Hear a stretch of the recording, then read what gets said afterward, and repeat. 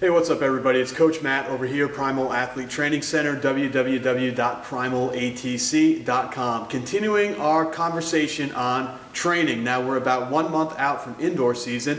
Indoor season typically starts either the Monday before Thanksgiving or the Monday after Thanksgiving. So we're just about 1 month out. We've got a lot of track and field athletes in here who are training and getting ready. And at this point in the season, the focus should be on lifting and training and getting your body physically ready for your season. And we've been doing a lot of videos on covering questions regarding lifting and training. And this one comes from a guy, I'm assuming it's a guy named JN Bodybuilding.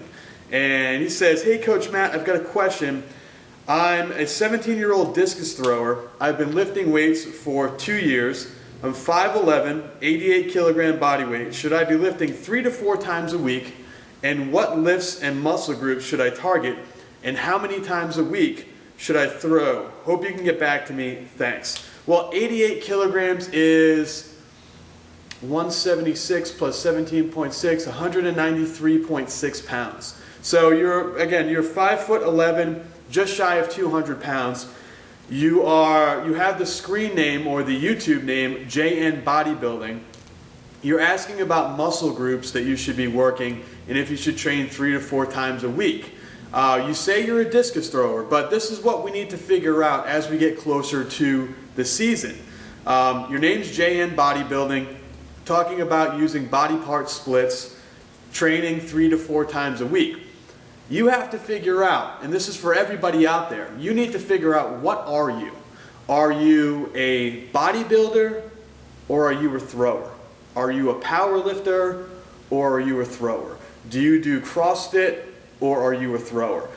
If you are a thrower first, then your concentration needs to be throwing. And you should be out there throwing. I'd like to see you out there at least 2 to 3 times a week, an hour to an hour and a half each time, practicing. Not, 2-hour practices 5, 6, 7 days a week, 2-3 days a week, hour and a half to an hour and a half a day. Not a lot of work, but just getting the rust off. You never want to take 6-month layoff from throwing and go from June to December and say, well, man, I don't know why I don't throw that well anymore. Well, you had 6 months off. Now, with that being said, if you train throughout the off season, we spoke the other day about if you need to put on size, we need to be in that hypertrophy set and rep range. But as we get closer to the season, the point of the season that we're at now, we need to start to take our focus away from the hypertrophy and start going toward the strength and the explosive power to get you ready for the start of your season. And what I wanted to do to help explain this a little bit more is to kind of draw out a little bit of a chart, a little bit of a graph for you, because this is a tough concept. There's a lot of stuff out there. Okay, there's a lot of things out there that are going to tell you, do this many sets, this many reps, the couplets and circuits and all this other stuff. Do it for time, do it for reps, how much rest you should have, tempo workouts, intensity workouts, insanity workouts. There's all this crap. So we're going to try to kind of lay it on the line, put it all down on paper for you and make it easier for you to understand. Now, when we talk about this chart, we have our rep range on the left going from lower reps on the bottom to higher reps on the top. We have our weight down at the bottom of the scale, and we're going from lower weight to heavier weight. This is based on somebody with a 300-pound max, whatever that might be, bench press, squat, deadlift, overhead press, and who the hell knows, 300 pounds. So what we've done is we've gone 300 pounds, 270, 240, 210, we've gone down 10%. So essentially we've got 90%, 80%, 70, 60, 50, 40%. We've got reps anywhere from 2 reps down at the bottom all the way up to 18 reps on the top. Okay, so what we want to do is plot out where hypertrophy, where speed and explosion, where strength, and where endurance plot out on this chart. So the first one we want to look at is something that we should never be doing if you're a bodybuilder or if you are a thrower, which in your case, JN Bodybuilding, it sounds like you're both. We need to figure out endurance because we're never going to do endurance. Endurance is a lighter weight for the maximum amount of reps. That is endurance. Think of endurance as a cross-country runner. They are doing multiple steps, multiple strides, multiple miles, and they are going, for a longer period of time. That is endurance. So if you have a 300-pound max, endurance would be like taking, 90 to 120 pounds and doing it 18 to 20 times. That's endurance. That's something that you'd see in like, a ladies boot camp or, a group training class, body pump class at your local gym. That's endurance. That's fat loss. That's not going to do anything to really build your strength because you're working with really light weight. Hypertrophy is going to be right here in the middle. Okay, hypertrophy, we're looking right around 8 to 10 reps,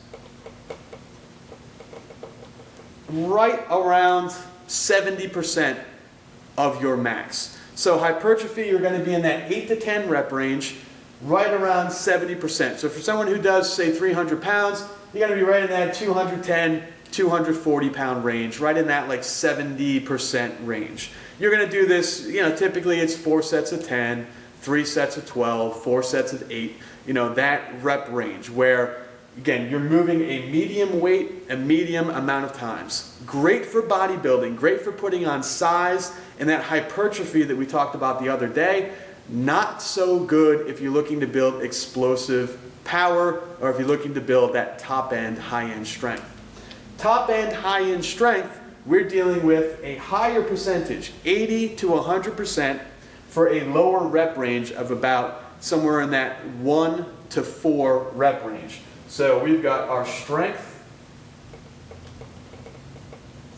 is going to be right here. So if you bench 300 pounds or squat 300 pounds, working with 80%, 90%, or 100% of your max for a lower amount of reps, that's going to build your strength. Now, on the other end of the spectrum is that explosive speed. That's dealing with a lighter weight, something around 40 to 50% of your max, and doing it for lower reps. So we'll call that speed, but that's really that explosive power and speed. So if you take a look here, as we get closer to the season, our goal should be to stay in this lower rep range. But not only to stay in the lower rep range, but we need to mix it up a little bit. So here is what I would do.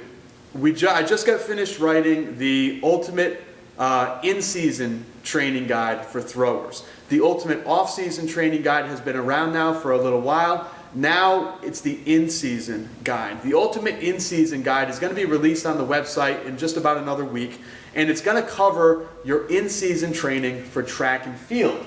The in-season training for track and field is going to start off as the strength. We're going to get you stronger the first few weeks of the season, the first 4 to 6 weeks. We're going to be building up that strength, getting you toward your top end strength, getting you as strong as possible.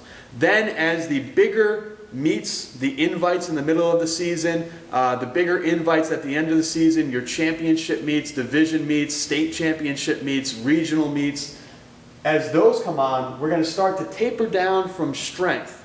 And we're going to work on that explosive, ballistic power.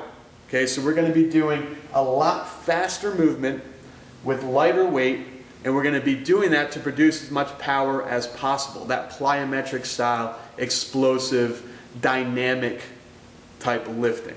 Okay, so hopefully what we're doing here is we're showing you that for when you're in season, endurance training is never going to be something for you to do. When are you ever going to take a really light shot put and throw it 20 times in a row? Probably not going to happen. Hypertrophy, during the season, really not for you. When are you going to take a shot put, and when are you going to move that shot put 8 to 10 times in a row at a nice medium pace? You're never going to do that. What you are going to do is you're going to take that shot put or that indoor weight, and you're going to throw that shot or that indoor weight one time, as quickly, as ballistically, as explosively as you possibly can, and then you're going to take a little bit of a rest while your teammates practice or while your other athletes who you're competing against get in the circle and throw. Then you're going to explode, get nice and powerful, throw that thing again one time with as much power and as much speed as possible, as much strength as you have, then take a break. Then you're going to do it a third time. Then take a break. If you make finals, you'll do it again. Then take a few minutes off. Then do it again. Take a few minutes off. So you see where endurance never comes into play. This kind of a repetitive medium weight doesn't come into play. A lighter weight, moving it as quickly as possible, and a heavy weight, moving it for lower reps, translates very, very well to what we need to do as throwers. So hopefully this answers your question and gives you a little bit of a preview of what that ultimate in-season training is going to be like. Once it is released, make sure that you're on the mailing list, because the mailing list at the Primal ATC website, mailing list is going to be the first people to get the note and also be able to get it at a discount. So if you haven't gone to primalatc.com and sign up for the mailing list, do that. And as soon as the book is released, we will let you know first. You'll get a chance of getting that at a discount. And not only that, but you'll have a chance to get stronger a lot faster, get more explosive a lot faster, and get the edge on those people who you compete against throughout the season. Hope to hear from you soon. Sign up for that newsletter. Any questions, make sure you leave them below this video in the YouTube comment section. Thanks.